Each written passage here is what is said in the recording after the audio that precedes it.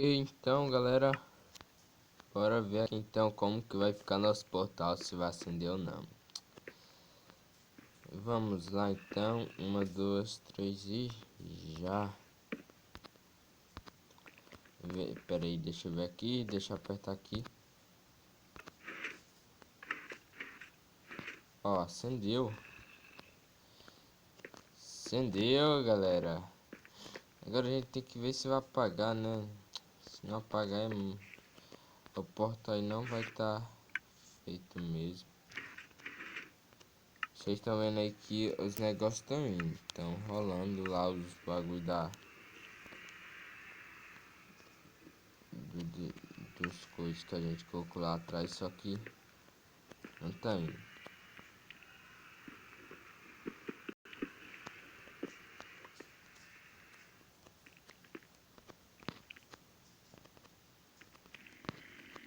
Pera aí.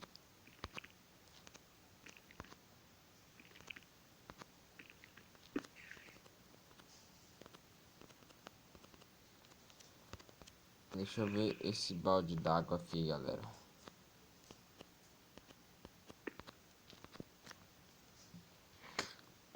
Eu trouxe mais aqui uns 2 baldes, né, pra ver se no caso de acabar, só que não tá indo, galera, né? Tá desligando nada. Eu vou deixar aqui esses baldes, ó. Deixei esses baldes d'água aí, por causa de aí talvez apagar, né?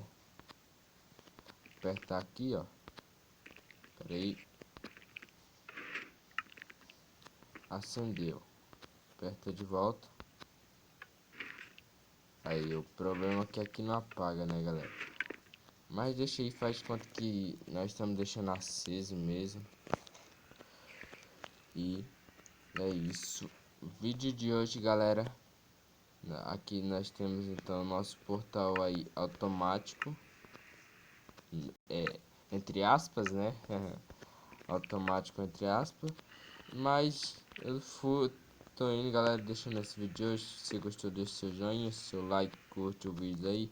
Inscreva caso não seja inscrito, ative o sininho para estar recebendo as notificações, belezinha? Pois é isso, galera, os falou, fui, tchau pessoal.